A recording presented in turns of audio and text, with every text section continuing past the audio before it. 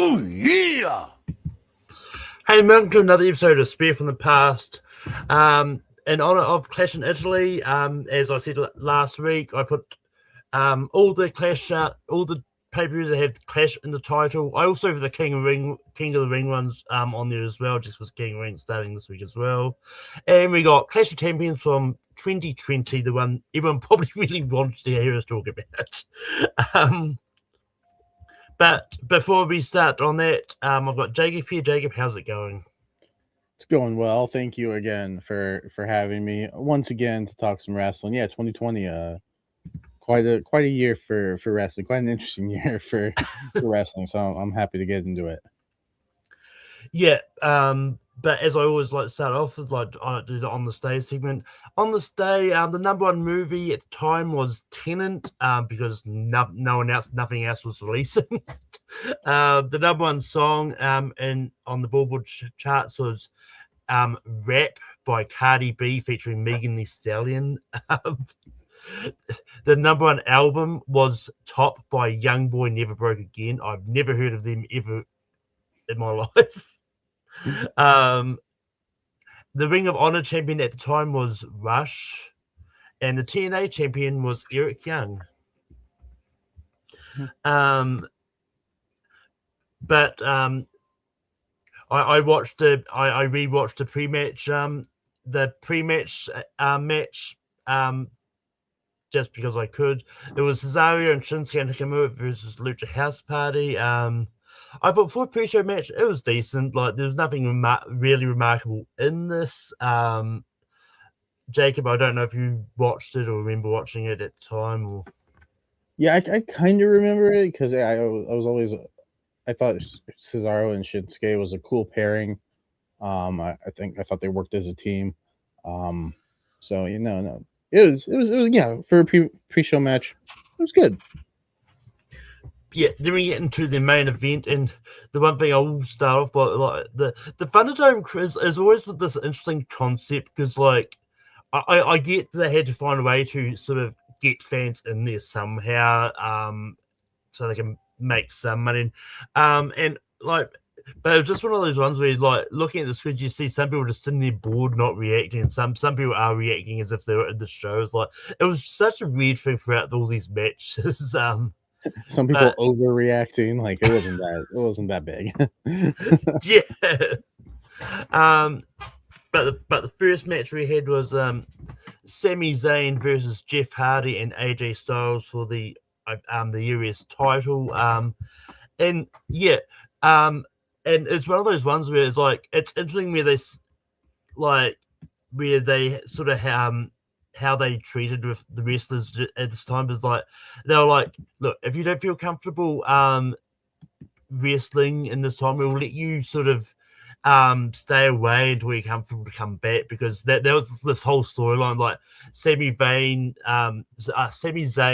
like had to vacate their title when they started the whole Thunderdome thing, because he just didn't want to wrestle, and then until he was ready, and then they did this whole story of him coming back going, "You're not the real champion, I'm the real champion." The whole thing that they've done many times before, this whole fake champion thing. But the match itself, I thought that it was I think it was a really good match. I just wish this match wasn't wasted on the Thunderdome.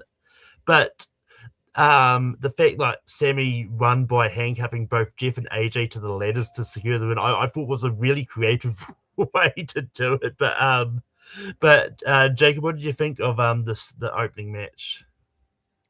We're already at the best match of the night. The opening match was the best match of the night. Jeff Hardy a little older, but ladder match is always his specialty. AJ, up until he retired, one of the best wrestlers in the world. Sami Zayn, heel Sami Zayn was such a cool character. And then the three styles just meshed really well. And yeah, they gave him a bunch of time, nearly half an hour, and they used it. They made the most of it. Fantastic action from start to finish. And yeah, I love Sami Zayn going over. I thought it was the right decision at the time. So yeah, fantastic opener. Yeah, match of the night. Yeah, pretty 100%. easily for me. Yeah. Um, I will say yeah, this is the only match other than the two main title matches at the end that felt like a pay-per-view quality match. I'm just gonna put that out there right now. yeah. Yeah, and then we had this sort of backstage segment of R-Truth in a costume going into the ref's office, just trying to hide obviously he had the 24/7 title at the time. Then but then you saw the refs like, "What are you doing here, Truth?" Like, "Oh, you can don't say my name," something like that. Then you just had Drew Gulak just rolling him up when he was trying to talk to a ref to end up winning the title. Look, say what you want about the 24/7 title. I always thought the segments that they did with them was entertaining for the most part. But Jay, what did you think of that segment? I agree. Yeah, anything with R-Truth is gonna be comedy gold. I love the fact that he's always in costume, but he doesn't hide his title.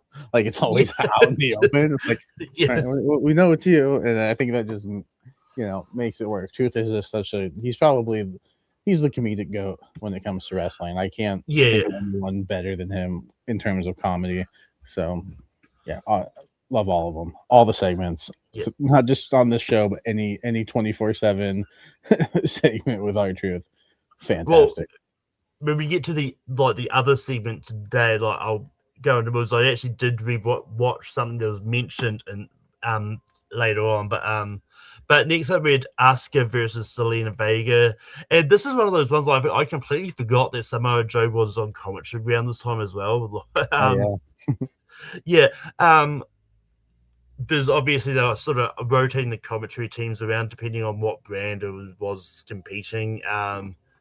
But you had me to Asuka versus Selena Vega, which look, I thought the match was fine. Like, I don't really remember what Selena Vega was doing at this time, but like she wasn't. I don't know if she was doing a match. This was just like a match for Asuka to sort of continue sort of her reign, or like just. But and then after the match, we had Asuka interviewed, and then Vega belted her, but then kicked her in the ribs afterwards and that. But Jay, what are your thoughts about Asuka versus Selena Vega? it was fine. You're probably going to hear me say that about the next few matches. It was fine. I think the problem with this era is that these shows also just feel like an extended episode of Raw or SmackDown because it's in the same arena, same setup, same stage setup, and everything. Other than the name on the ring, it says Clash or whatever. So it was fine. Nothing to write home about, but also it wasn't like a dud or a stinker. I'm like, wish I didn't have to watch that. It was fine enough. Yeah. And then next up we had Bobby Lashley versus Apollo Crews, which once again was just a pretty standard match. But I did enjoy this one. And look, say what you want about Apollo Crews. It was weird to see a match where it was actually a competitive match, and he's not just there to be squashed. It's like especially the last few years as well. It was like he just came out to get squashed, and then that's it. But yeah, I think this was that time we thought, oh, we'll actually try for Apollo Crews until they weren't. But Jacob, what are your thoughts about Bobby Lashley versus Apollo Crews? Again, as the train goes by, I thought it was a little better than the women's match. Yeah, it was more competitive, and I like that. Bobby Lashley, fantastic. I love that they would eventually give him a world title run as well because he absolutely deserved it. I think between him and Drew, I think they carried COVID, the COVID year. So yeah, Bobby Lashley is great. Apollo Crews, I think, underrated, underused. Probably could have been. I know he got an IC title run eventually, but I feel like he could have been used a little bit better. He was a great mid card guy, and I think this match showcased that. So, good pay per view match. This would have been a really good Raw or SmackDown. I don't remember which show the title was on at the time. Really good main event for Raw or SmackDown. Good pay per view match. I just expect a little bit of a better quality on my matches. I'm a snob when it comes to that. Yeah. Oh, I mean, I get your point. Is like it's one of those ones like when you have a pay per view, it's like you expect like matches to be on a little bit higher quality than what you would normally see on a Raw or SmackDown. But then next we had Street Profits defeating Andrade and Angel Garza, which I completely forgot Andrade and Angel Garza was a team. And one thing I've noted is like this was about I think this was 208 days into the Street Profits run as a tag champs. I think there was SmackDown at the time. I can't remember. But the match itself was decent there, but it was just a really awkward end where it's like the ref was counted to and Andrade clearly kicked out. Like there was no sort of even buts on it. Like Andrade clearly kicked out. But they still counted it as like a free count and like an end of the match. And it is expected that Angel Garza did get injured because they had medical check him out in that, but it still was like a weird way to end the match. But Jacob, what are your thoughts about this match? Yeah, another one, competitive, fine. Andrade and Angel, I forgot they were a team as well. Good team. I think they work well together. Yeah, it's unfortunate just the way it ended, but I think the action throughout was really solid. I think the Street Profits are a really good team. I'm glad they're back. Hopefully, Dawkins is back soon. I don't know why he's taking time off. Hopefully, it's not a real injury and it's just storyline purposes. But because I would love to see them become tag team champions soon, maybe have another 208-day reign like they did here, or however long it was until it ended. But yeah, Street Profits, great team. Another really good, solid match, but again, not that. I think just I don't know. It could just be the setting, the Thunderdome, and it just feels like every other show. Like it doesn't feel like it was. I'm watching a pay per view. I feel like I'm just watching, an extended Raw or SmackDown. Yeah. I mean, I agree with you on Angelo, but I really hope they didn't take Angelo out just so they could go, you know what, we'll get Seth and Montez together and have them win the titles off the Fishers. Like, don't do that. Don't do that. Yeah. Please. Why would you put that in the universe, Malcolm? I mean, it might have already been in the universe, who knows? But then next up, we had the other half of the 24/7 title, where Drew Gulak was being interviewed by Kayla about winning the title. He dedicated his win to Akira Tozawa, who was eaten by a shark on War the night before. But then he had R-Truth sort of sneak up behind him, pin Drew to win back the title. But you go, I going back to the Akira Tozawa. I rewatched that. I actually looked up on YouTube and found that segment and just watched it for the hell of it. It was this really weird segment. Truth, Little Jimmy, and the title was on the beach and they were having fun with it. And then this whole thing where like Akira Tozawa and a ref in a ninja's outfit for whatever reason went and hid in the water to try and get their titles. And then Akira Tozawa's sort of trunk sort of washed up on there, and Truth thinks that Akira Tozawa was eaten by a shark. It's just really weird and entertaining, but it's true. Like he somehow found a way to make this 24/7 title work. Yeah, and another one. Yeah, and fun fact: this was R-Truth's 40th reign with the 24/7 title. Man knows how to win. Yep. And then next up we had Bayley come out and sarcastically saying that she was looking forward to beating Nikki Cross, but unfortunately she was injured and taken out, which is why she wasn't here. So she did an open challenge, and it seemed like no one was coming out until Asuka's music hit, and then Asuka comes out again. We end up with Asuka versus Bayley, and yeah, I mean, this is one of those ones where it was like they could have just moved this to Raw. They it really didn't need to be here.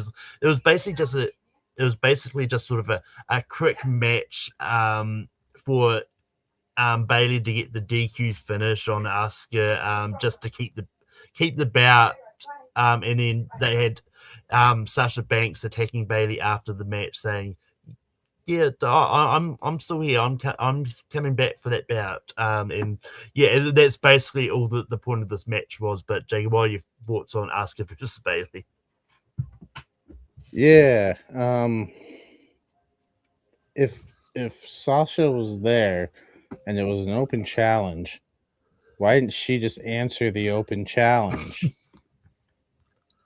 It felt it was just a I don't know, and why Asuka? That seemed like an odd choice. There were there no other women back there. I don't know, it just felt odd. And then, they're just basically using the match as a crutch to get to the return.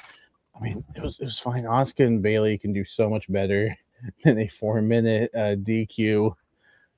So yeah, pass. I like you said, this could have been done on Raw, and it would have probably been received better, honestly. Yeah. But then next up, Red. But the next up, we had Drew McIntyre versus Randy Orton in an ambulance match. And I mean, it's one of those ones where it's like, I think ambulance matches is always a fun gimmick. Like, because I always like these matches where it's like beat them up and then shove them into some enclosed space like casket, dumpster, ambulance, or whatever you have on hand at the time. And I think it's a sort of a good way to sort of have an excuse to have like Drew and Randy Orton sort of move around the arena, but make use of all the empty spaces that they can, and also and having the cameos from like Big Show, Christian, and Shawn Michaels throughout the match sort of helped because I don't remember too much about this feud, but it's like I think it was just a case of like Randy Orton's attacked, but all three of them throughout the summer. It was like, and so having them also come back and sort of stop him from beating Drew and the match, I did think the match was a little bit too long. I think that they could have had it finished a little bit earlier, but it was still fun for what it is. And then having Ric Flair driving the ambulance was just random. But Jacob, what are your thoughts about Drew versus Randy Orton? I'm torn. Because when it was just Drew and Randy, I really liked it. But the interferences from Big Show and then Christian and then Shawn, and somehow Randy Orton's still in it, and your champion is kind of struggling. Like I get he's still injured. They got the jaw thing or whatever, his knee, whatever. He injured throughout the match. But it's like, Randy's basically fighting a 4-on-1, and he's still in it. Like I would have used them still, but like use that at the end, and it's like, oh, well, I finally escaped Big Show, but now here comes Christian. Oh, I finally escaped Christian. Now here comes Shawn Michaels, and then the nail in the coffin is Drew, doing his thing and getting him in the ambulance. So no, it was good. I had an issue with the interferences being so spaced out, and way to not make it obvious that Drew isn't falling on the floor when he falls off the ambulance. All right, did we move the crash pad? Okay, we can move the camera now. I thought that was fun. It was still a good match. I still enjoyed it. Yeah, and then we get to the main event, which was Roman Reigns versus Jey Uso. Which I can't remember if Jey was in or out of the bloodline at this point, or there was no bloodline yet. Oh, okay. This was his first defense. Yeah. Look, this match was really slow to start. Where it was like with Jey and Roman sort of just trash talking each other, and all that, and then like even the action just felt really stilted at times as well. But I mean, for what it was, the match was fine. I would have much preferred the ladder match to be the main event. And it might just be a me thing, but I always hate it when the matches have someone come out and throw in a towel. Because I think that takes away from the match a little bit too. It's like just having Jimmy come out and throw the towel and just save his brothers. Like I think was just the random way to like end that match. But Jacob, what are your thoughts about Roman versus Jay? Okay, sorry, you're frozen, or I was frozen for a moment, Yeah. but I think we're all good now. Yeah, no, I agree. I agree on the throwing in the towel, because it's like, well, why can't you just have somebody in, say they're representing them, and throw in the towel? No, now I win. You could just do that more often. Yeah, it's a weird way to finish the match. I do like Jey Uso being his first opponent because I think it establishes this new character Yeah. for Roman. You know, being this badass heel, and like, if he's willing to do this to his own family, then what is he willing to do to people who aren't blood? So I thought it was a really good way to jump to kickstart that. But the match itself, yeah, a little slow at times, but I still think it worked for like in story, for what Yeah. it was trying to achieve. But the match, the quality of like the in ring was still, it was like average at best. It wasn't bad, but like in ring wise, I'd put the ambulance and the IC title match above it. Yeah. But with that is the end of the pay-per-view. And yeah, but overall, Jacob, what do you think of the pay-per-view as a whole? I thought it was good. It's hard to call it a pay-per-view. Yeah. Just because I've been saying, it's in the same place as Raw and SmackDown. The only thing is that it's got a different name, but every match except for the Bailey Asuka match was good, and I enjoyed them and I had fun with them. So, I thought it was decent, and I think a match of the year candidate for sure with that IC title ladder match. Yeah.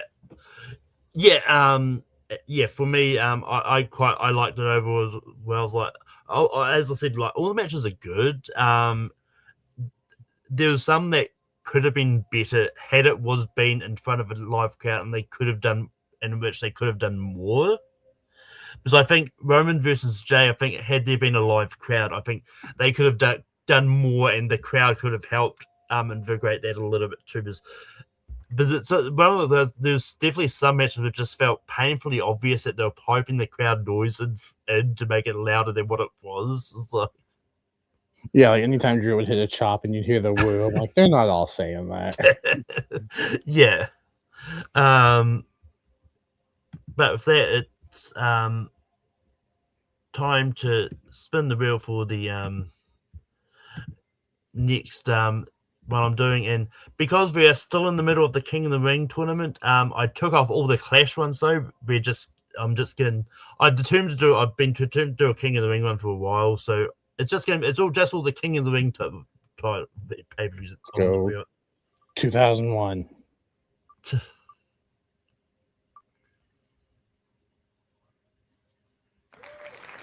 Close. It's 99. 2001 is a really good one. Yeah, no, I've heard that.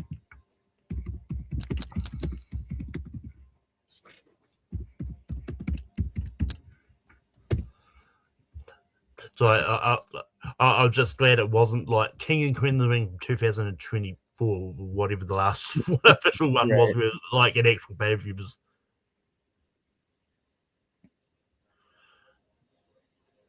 Oh, yeah, this sounds like a fun one, but oh yeah, this is the one with the handicap ladder match for the full control of the World Wrestling Federation. That's right.